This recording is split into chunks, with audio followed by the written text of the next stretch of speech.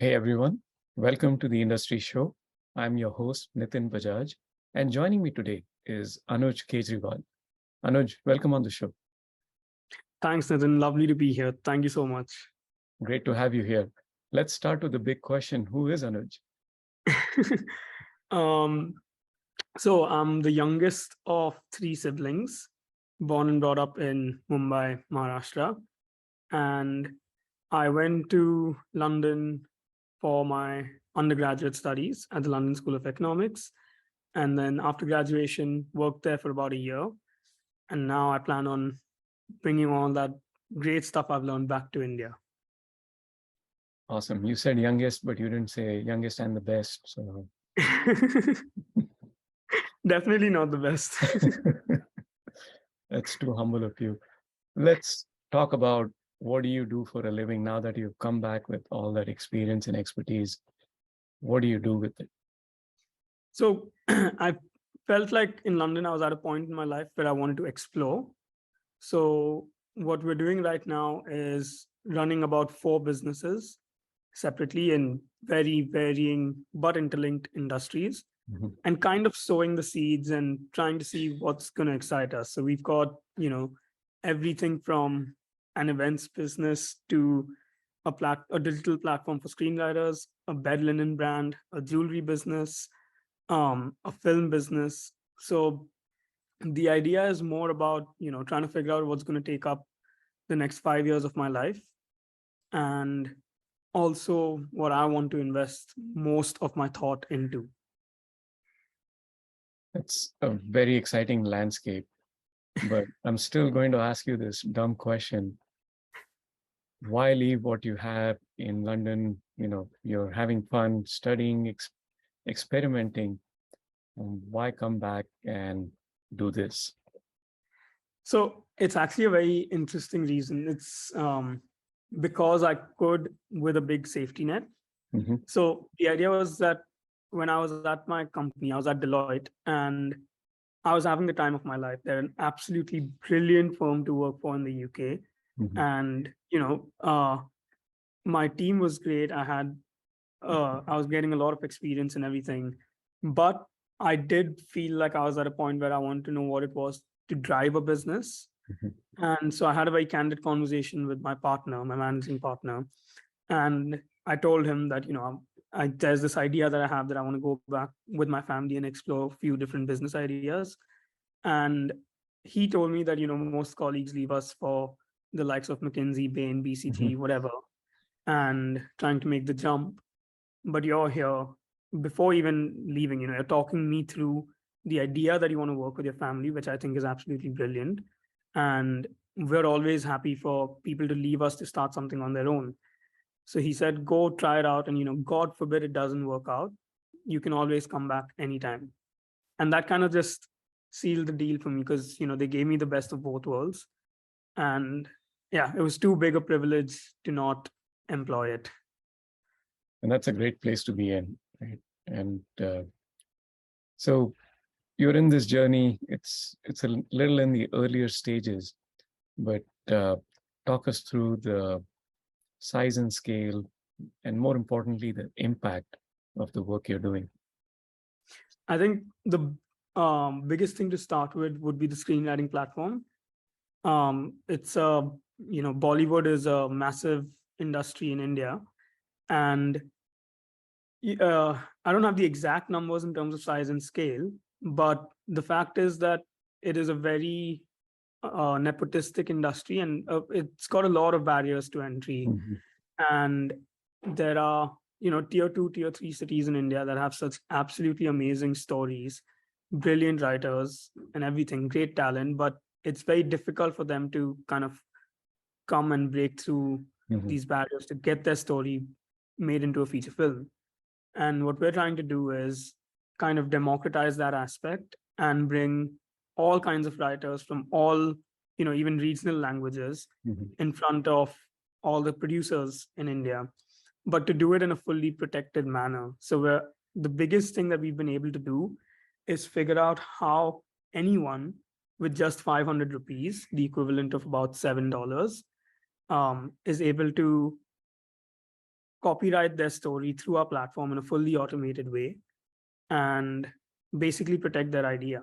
And even if they don't sell it through our platform, they can at least get the protection. And that's a big thing in this industry because it is currently rampant with lawsuits and a lot of writers that have gotten messed up by people stealing their stories. So I think that's, in terms of impact, I believe that that's going to have the largest impact. It's a fully non-profit, not-for-profit platform. And yeah, we've raised funding for it as well. So yeah, I think that's the one I would choose to answer this question. That is huge. That, and Bollywood being the biggest in the world, and then so many scripts come through. I don't even know what the acceptance ratio is, but I would imagine it's less than 1%. So Easily. massive numbers. Yeah. So as you're going through this journey, as you're exploring all of these different options, what's the one big challenge you're facing? I think one of the biggest challenges I face is imposter syndrome. Mm-hmm. Every time I think about the fact that, okay, I am running 3 businesses Mm-hmm. and assisting on the 4th, I get excited and, I really like that I'm able to do that for myself. But then I also think about the fact that I'm only 23 years old and who do I, am I taking enough advice from the people around me to, use their learnings and experiences? And currently I'm not as much as I should be. And I think that's the biggest challenge, is kind of, staying true to myself, but also recognizing that there's a lot of talent around me that I need to learn from and use. But it's tough. I I think, don't know how. Yeah, no, go ahead. I was saying I don't know, because it's also the fact that not everyone understands what it's like to be kind of always short on time because Right. you're across different things. Um, and then that in itself is also a challenge, that, do I dedicate myself to one thing to really build it, or do I keep, I can't keep exploring 3 or Mhm. 4 different spaces forever. So it's always this middle spot that I'm in. But it's only been 8 months, 9 months since I've been back. So I'm not questioning it too much yet. And that's what I was going to say, that in the time that we've gotten to know each other, you've come across as one very curious, very experimentative, and very open to ideas. And of course, needless to say, you're very humble, down to earth, and open to feedback, which I think is the right attitude and combination for anyone that is going into these things with the right mindset. So you have good shoulders and something on there that is really strong. So I don't think you should question yourself. No, that's very sweet of you to say, but I think all of that comes from the fact, it's a honestly a big privilege to have all of that. And it comes from the fact that I do have, multiple different safety nets. Right. We do have a family business that can support um, experimenting and running with all these different ideas. We have raised funding in 2 of the businesses. So, there are these safety nets that when there are people out there that are risking putting food on the table every day. And of course, they have to be a little more, let's say, uh, non-experimental or straightforward in Mhm. their approach. So I take this as a big privilege that I have to be able to experiment and, just keep trying different things. And I think the fact that you're mindful of that, you are not letting that get ahead of you, and Uh, that's really important. So talking about privilege, let's talk about opportunities. What's the one most exciting opportunity that excites you and gets you all energized? So uh, I'm going to split the question. Sure. I think the greatest opportunity for me right now, which I'm super excited about, is because we've gotten over the big kind of step of raising funding. We're about to launch, and especially with the screenwriting platform, is the opportunity for partnerships, because there are so many people trying to do different things in this space. The India Writing Project, the Storying, a lot of people that have different things going on, and I can't wait to start meeting them and this thing. But that kind of brings me to the point of what excites me most and why I chose to come back to India, is because in India there's this hunger and drive to really take yourself to the next level. For a lot of people, it's driven monetarily, which is not a bad thing at all.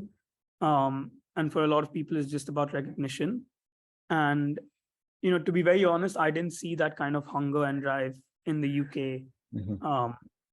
And that's what excites me most. Every person I meet is so enthusiastic, and I mean, hard work, right? I think hard work is the biggest foundation that comes out of India. And yeah, that's what excites me the most about being here. That's awesome. Now let's look back a little bit in the rearview mirror and talk about two distinct experiences. One that blew your own expectations and became a success beyond your imagination. And on the other end, something that did not work out as you had expected and was a failure, but also became a lesson. So I think in terms of blowing my expectations, and it's kind of it's not one incident, it was a period of my life, which was in my final year of university, when the year before, for summer internships, I'd made 50 applications and gotten one. And after that, when I was applying for jobs, I told myself that I'm not going to go through that again. And I just applied for 5 jobs. And that's when I got the job at Deloitte. And even then, I was contemplating whether to go through with it or not. But that probably was the best experience of my life in so many different ways. And it really allowed me to get my life back on track, because university, you kind of get really lax by the end of it and blah blah. And basically Deloitte really allowed me to become focused again and explore so many different things. And that was a period of my life which I think was which led to where I am today, and the most exciting, most the greatest achievement, I'd say, that I was able to do for myself. And I think in terms of, let's say, failure, it's pretty much every day. There's a lot of different things that I feel like could have gone better. But one standout failure was actually quite recent, which was a situation wherein someone with more experience about how India works was able to kind of take advantage of me. And I pretty much, made a fool of myself in that situation. And that really hurt me, because, more often than not, when I make mistakes, I'm happy to make those mistakes. But this particular one just made me angry at myself, which is the worst kind of anger to have.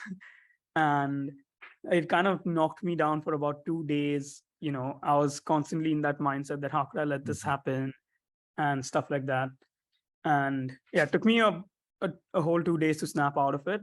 But I think it was a big learning, not just in terms of how to avoid the situation again, but to not be so hard on myself for that one big mistake.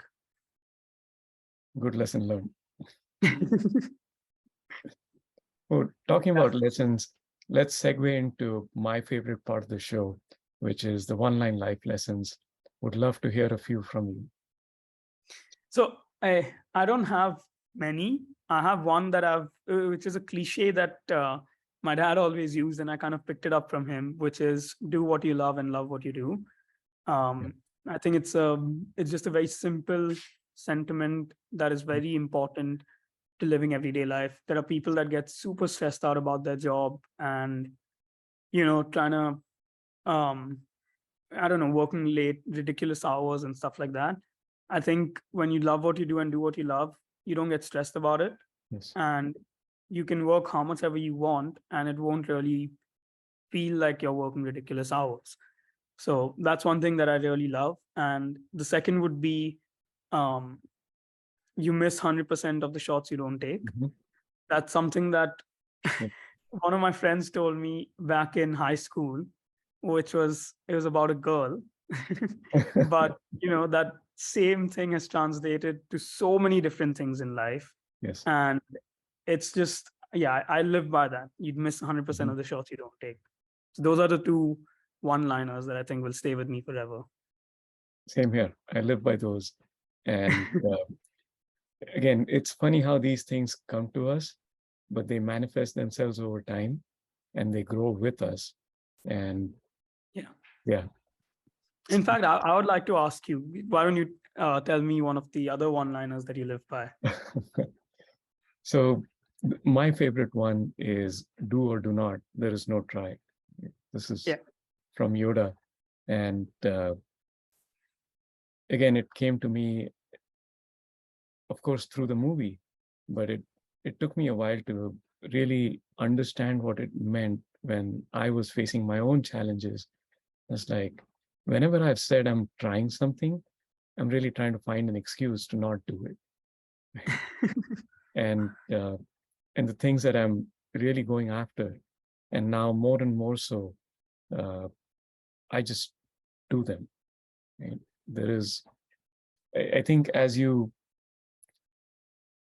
go beyond a certain age, you realize time is of essence, and that's the one thing you do not control. And you don't, there's another one-liner that says something along the lines of, if you don't have time to do it right the first time around, you're not going to have time to do it again or better the next time around. So, so yeah, I live by, That second one, yeah, I think, the underlying thing there is motivation. yeah, Because if you're motivated to do something well, you will find the time to do it right. exactly. And just as a side note, motivation is kind of the one thing that's really driven a lot of my understanding of people. Hmm. Because even in our hiring practices, even when I'm kind of trying to understand how someone is working towards their vision, for me it's all about motivation. If someone is motivated, that's the only thing you need to be Yes, successful, in my opinion. I agree. um and yeah, because your hard work, your knowledge, your ability to build that knowledge all comes from whether you're truly wanting to do it. True. It's, one thing I learned along my career as I hired people to work with me or for me was you don't want to hire people for their existing skills.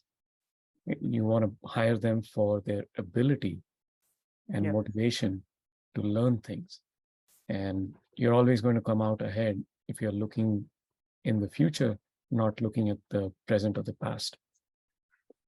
I think that reminds me of one of the absolutely amazing aspects of working at Deloitte in London, is that Mhm. I had a manager who was 35 years old, and still using her time off projects on the bench to get certified. So she got Scrum certification, and she was then working towards other agile methodology certifications.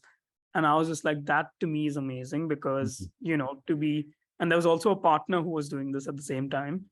And I was like, you're a partner at Deloitte in London. You're successful in life. You're done. You don't have to do anything else to um like, you can just relax and live life. But Just at coast doing a along. certification at Yeah. that age is absolutely, it's another form of humility, is to say, okay, I still need to learn. The learning doesn't stop.